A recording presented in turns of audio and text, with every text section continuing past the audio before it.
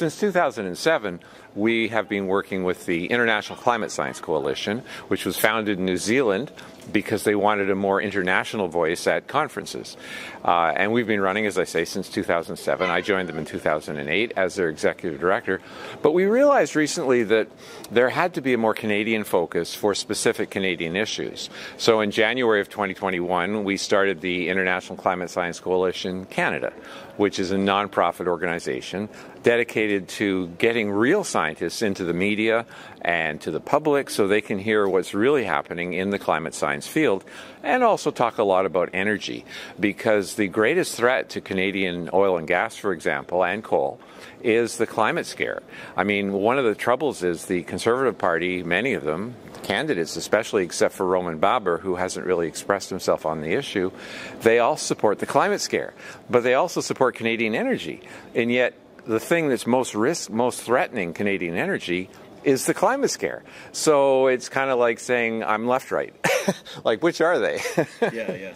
Now, what is your overall message here today? You seem to acknowledge that climate change is happening, although you're saying that it's not a human-made phenomenon. It's actually the sun that is causing it. What's the main message here? Yeah, sure. Well, my main message is that climate changes naturally. Climate change occurs all the time, and if it weren't for climate change here in Ottawa, we'd be under 2 kilometers of ice, still stuck in the last glacial period.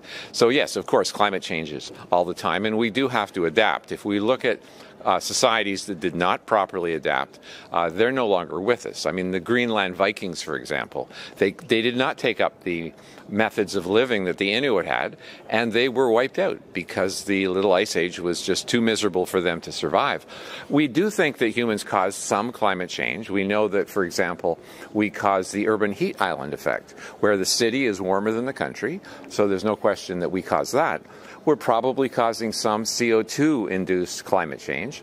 But the point we make is that the amount of change has to be very, very dangerous and very significant to be worth spending literally trillions of dollars trying to actually stop it.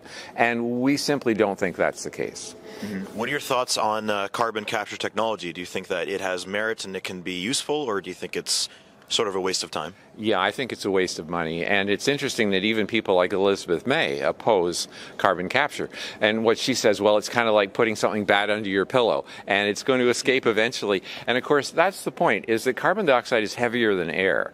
So if you live near a carbon dioxide sequestration location where they actually put it underground, they compress it into a liquid and try and store it underground, it can leak. And of course, no geologic formation has no fractures in it.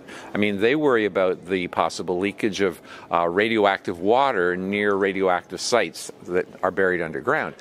But in the case of CO2, which is a gas, it's going to escape a lot easier. So a couple of things. One is that it's extremely expensive to collect the carbon dioxide, to compress it into a liquid, to pump it long distances, put it underground. That's going to add a lot to electricity prices. And, of course, we don't think that CO2 is a problem because carbon dioxide is not a pollutant, first of all. Okay, they keep calling it carbon pollution, but in fact, it's actually the stuff of life. I mean, since 1940, we've seen a massive increase in crop yield across the world. And 40% of the crop yield since 1940 has been because of increasing carbon dioxide levels in our atmosphere. So there's really nothing bad about carbon dioxide. We interviewed a physicist from Princeton University who works with us off and on. That's William Happer, who's one of the top radiation experts in the world. He looks at how much energy could carbon dioxide absorb, you know, and what would be the worst possible effect of a doubling of CO2 from today's level. If we went from 420 to 840, that would be a massive increase. What would be the effect on the greenhouse effect? And what he says is that it would change the outgoing radiation. It would reduce it slightly by about 1%. 1% with a doubling of CO2. So I asked him, because we were interviewing him, it's on the ICSC-climate.com website right now. We asked him, what would be the impact on temperature of a doubling of CO2, which is much more than people are forecasting? And he said it wouldn't even be 1 degree. So what we're saying is, if that's the case, and he's literally one of the absolute leaders in the world on the impact of increasing carbon dioxide and methane and other things. If that's the worst that can happen, 1 degree Celsius, it's simply not worth trillions of dollars trying to stop. I see. So, Tom, why is it that we always hear that the science is settled on climate change, and 97% of scientists say that it's a human-made phenomenon? Why is it that your message is not more mainstream or not accepted? Well, it's interesting. When I first started writing in the field with Professor Patterson, Tim Patterson from Carleton University, who's a climate realist, as we call him, he says climate changes all the time. The only constant about climate is change. I mean, it changes all the time. And so, when I started writing with him in 1999, we were published literally from coast to coast. Halifax Herald, Montreal Gazette, Vancouver Sun, right across Canada. But what's happened is they've closed ranks behind David Suzuki and behind the climate scare. And I've asked we asked the CBC. We said, okay, show us that there's a consensus in the climate science community that there's a dangerous climate change happening. And, of course, they tried to ignore us, so I wrote to the president. He eventually assigned the ombudsman for the CBC. This was back in 2000. They assigned him the job of showing me that there was a consensus. And so a few weeks later, I got 10 pages from the CBC ombudsman, and he went through all his details, showing this great consensus in the climate science community. The trouble was he didn't interview a single scientist or a single scientific organization. He quoted other media. So he quoted the New York Times, he quoted the LA Times and the Guardian and all the different media sources saying there was a consensus in the climate science. And who are they quoting? Well, that's the point. I was saying, well, show us the original sources. I mean, I don't care what the New York Times says. So I wrote to back to the president of the CBC, and I said, well, he certainly has showed there's a consensus in the media, that there's a consensus in the climate science community, but he hasn't actually shown any consensus in the climate science community. And the president said, I'm very satisfied with Mr. Bazay's answer. The case is closed. And at that time, I got a job as the legislative assistant for Bob Mills, who was the opposition senior environment critic. And Bob said, oh, no, don't go after the CBC. Because, of course, he didn't want negative coverage. But since then, to give you an idea how varied the opinion is in the real scientific community, I have here a document, which is one of several, that's put out by the non-governmental International Panel on Climate Change. It's not the IPCC, it's the NIPCC. And this includes literally thousands of references. I mean, thousands. Look at the end of any chapter, you can see many references from peer-reviewed journals, from scientists all over the world talking about temperature records or talking about forcings and feedbacks. That's the big one. I'll tell you something about that in a second. And what they show is there simply is no climate emergency. And in fact, it's interesting, we were interviewing Pat Michaels, who's one of the leading climate modelers in the world. And this was last week. It'll be on our website on Monday. And he said that within the climate science community, there are not a single scientist who says that we face a climate emergency. He said the big problem is that because they say that, because the media says that, then they get more funding. So he said he's angry that scientists don't stand up and say, no, we're not saying that. There's a range of possible outcomes, some of which are more serious than others, but not a single scientist, he said, is actually saying that we're in a climate emergency. And so that's why on our banner we say there is no climate emergency. And of course, common sense would tell you that there isn't, because since 1880, even the UN are saying that the so-called global average temperature has gone up 1.2 degrees. 1.2 degrees, I mean, it may have gotten that much hotter in here since we started talking. You just simply wouldn't notice it. And in fact, it's funny because people like Richard Lindzen from MIT, who's also a climate realist, as we call him, he says, no, there's no climate emergency. He says the small change we've seen is so insignificant that if there weren't climatologists and meteorologists telling people about it, no one would notice in their entire lifetime because the changes are so small.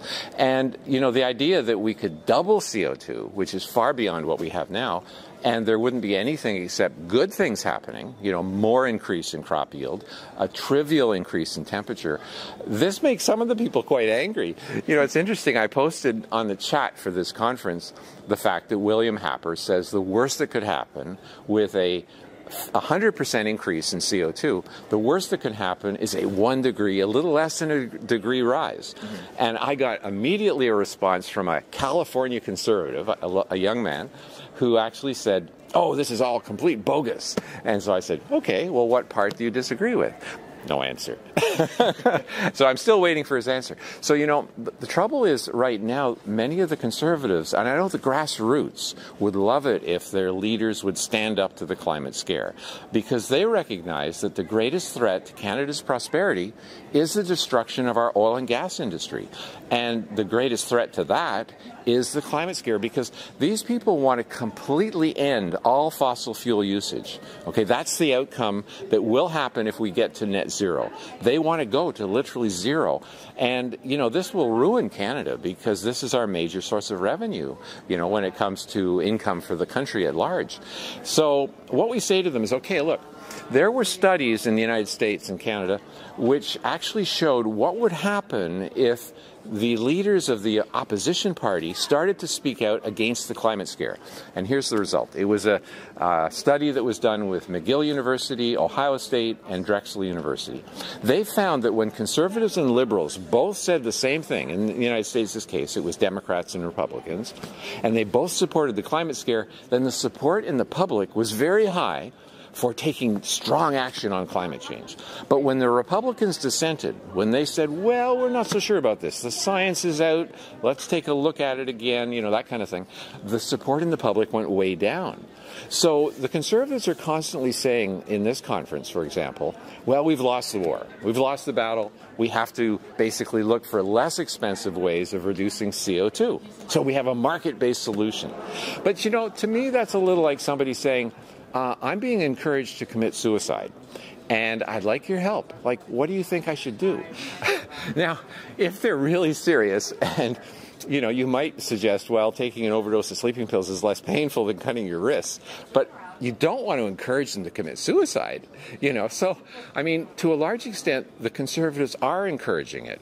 For example, in the emissions debate, in the last 5 minutes, I started counting how many times they called carbon dioxide, which most people know is invisible and benign, they called it carbon. You know, carbon footprint, carbon tax, carbon pollution. And yet that is the language of the climate alarmists. They want you to think of it as carbon, which is graphite or soot. You know, that is dirty. If you call it carbon dioxide, and I say this for timid conservatives who don't want to contest the climate scare, at the very least, stop using the language of people who want to kill our oil and gas industry. Call it a carbon dioxide tax. Now, it might sound trivial, but you remember in the book 1984? There was an appendix, 10 pages at the very end, all about newspeak and duckspeak, and how they would change the language and get people to use words that would actually change the thinking patterns of the population. So what they've done, the environmentalists are very smart on this. They've called it carbon pollution. They've called it green energy. Now, green energy, does that make any sense? In other words, we're reducing carbon dioxide, which is plant food. That's supposedly green? I mean, anything that increases carbon dioxide is actually green, because it's, you know, carbon dioxide is plant food. You know, massive increase in crop yield. You have people like Patrick Moore, who was the previous head of Greenpeace, and he now puts out presentations in which he says we should hope CO2 continues to rise, because we've seen a massive benefit across the planet with regards to crop yield, you know. And in fact, he shows a graph that shows CO2 going down naturally from its high, because of course right now we're at one of the lowest levels in Earth's history. People don't realize that, but we were as high as 5,000 parts per million, you know, in the past, and right now it's about 420. So he says that if humans hadn't come along, and this is pretty controversial, I agree, but he said if humans hadn't come along and boosted CO2 by releasing it from, you know, the bedrock, from releasing it from coal and everything else, that CO2 was headed down to a level that would end all life on Earth. So in his presentation, he's saying, well, thank God that we've actually come along and liberated CO2. So, yeah, there's no consensus. It's a media manufactured thing, a government manufactured thing to make people stop arguing. Oh my God, there's a consensus, you know. They do this on COVID. They do this on all kinds of things. You know, scientists agree. Yeah, well, show me them. Yeah. They We've seen that don't. with a lot of aspects of science lately. Yeah, but What do you think is behind this push for the climate scare, as you call it? Do you think it's well-meaning? Do you think there's something more sinister going on? Are they simply misinformed? What's happening here? Well, there's all kinds of different motivations. I mean, I think that there are a lot of well-meaning people who truly believe that we have a climate crisis. And it's funny because the easiest way to defeat that is ask them, well, you know, how much has it warmed in the last century? And they say, oh, it must be 5 degrees, 8 degrees. No, it's just about 1 degree. Oh, they don't believe it, you know. When do you think we had the most extreme weather? Well, it's right now. I said, no, in the 1930s. Take a look at the records. How many polar bears do you think there are? Well, actually, there's more now than ever since we started counting, you know. So I think that those people just simply don't understand. And so our job is to help educate them. There are nefarious motives out there as well. I mean, if you control world energy, which is what you do, if you control fossil fuel emissions, you control the world. You know, we can see that with Russia. I mean, Russia, by supplying natural gas to a lot of Western Europe, they have a huge influence, you know. I mean, so I think there is a one world government control type aspect to this. In fact, it was David Anderson, I believe, the previous environment minister under Jean Chrétien, who said that the Kyoto Protocol was the flagship of world governance. And there are people who believe that we would be better off with a UN-directed world government. And of course, the best way to do that, in many cases, is to control world energy. So yeah, that's a motivation too. There are even extreme groups who see humans as a cancer on the planet. Believe it or not, there's a group called the Voluntary Human Extinction Movement. And they have thousands of members. I mean, they're not just a fringe group. Well, they are pretty fringe. They think that humans are literally a cancer and that we should not reproduce, we should not have children, and we should die out to return the Earth to its natural, pristine condition. Which, of course, makes you wonder, well, then what are humans? Are we supernatural? Like, if we're not natural? But, yeah, so there's all kinds of different motivations. One of the biggest drivers is the people who are making a fortune out of this. I mean, absolute fortune. There is more than $1 billion US a day being spent on what's called climate finance. And the main recipients of that are wind and solar power manufacturers. So yeah, there's a huge benefit. I think also China and Russia, they'd love to see us do this, eh? Because I mean, they're actually funding, Russians especially, environmental craziness in the West. Because if we destroy our fossil fuel industry, we're more dependent on them, and then they can actually dictate what happens here. So there's a lot of nefarious motives. But I think the majority of the public just don't know. You're just misinformed. Yeah. Interesting. Yeah. Do you think there are a lot of other environmental issues, such as soil degradation, the pollution of our waterways, you know, flora and fauna being destroyed across the world, that are legitimate but don't get enough attention because it's all focused on the climate crisis and carbon? Wow, that's true. In fact, in Earth Day, you know, I did an interesting search. I did a search for Earth Day and different categories of environmental protection. I talked about air pollution, water pollution, land pollution, species at risk, and climate change. Climate change was over 80% of the hits. Okay, the same thing for Earth Hour, the same thing for Earth Month, which was in April, and the same thing for Environment Day, which comes up on June 5th. If you do a search for any of those categories, you know, by far the majority of hits are all for climate change. And I wrote an article the other day. It's on the CFAC.org website. CFAC, they're friends of ours, Committee for a Constructive Tomorrow. And I showed how the environmental movement has been entirely hijacked by climate change, and how this is a real problem because climate change is a bogus concern. I mean, we should help people adapt to climate change, you know, as it occurs. But the idea that we control the climate, I mean, it's just silly. And the fact is, when that collapses, it'll disgrace the whole environmental movement because they have really put all their eggs in that basket. A friend of mine on the other side of the river here in Gatineau, he's an expert in water resources, and he's very angry about the climate scare because he says as the funding goes up for climate, it's going down for water resources because they only have so much money to spend. You know, Guilbeault, the environment minister for Canada, you know, the ex-Greenpeacer, he says he was being criticized on CTV News a few weeks ago. Only $9 billion went into, I think it was $9 billion, went into climate change in the budget. And so he defended himself by saying, well, since 2015, when the Liberals came in, they've spent $110 billion $110 billion on the so-called energy transition to try to stop climate change. So the amount of money is just unbelievable. And how much money has China and Russia and India spent on that? Well, you know, in the case of China, that's a really good question, because China puts out twice as much greenhouse gases as the United States. And so if they're not doing anything, our little 1.6% doesn't really matter, even if you do believe the science. And it's interesting because China essentially has an unlimited get-out-of-jail card free, okay? Get-out-of-jail-free card. And that's this. People say, well, by 2030, China has to stop increasing emissions. So that doesn't sound too bad, 10 more or 8 more years of China boosting emissions through the sky. But in fact, they don't even have to reduce emissions then.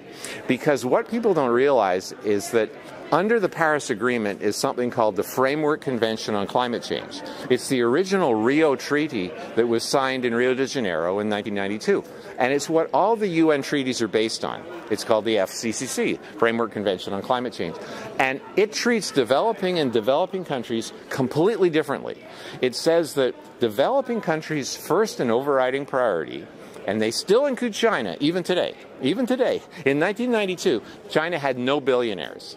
I mean, now they have, I don't know, maybe 100 or something. They're pretty wealthy, a lot of them. And so China actually was asked at the UN climate conference in Peru, would they renegotiate the framework convention underlying the Paris Agreement? The negotiator said, no, the purpose of the Paris Agreement is to enforce the framework convention, not to change it. So they know they've got a sweetheart deal. They can literally increase emissions forever. And if anyone ever contests them, they say, no, Article 4 in the Framework Convention says that our first and overriding priority is poverty alleviation and development.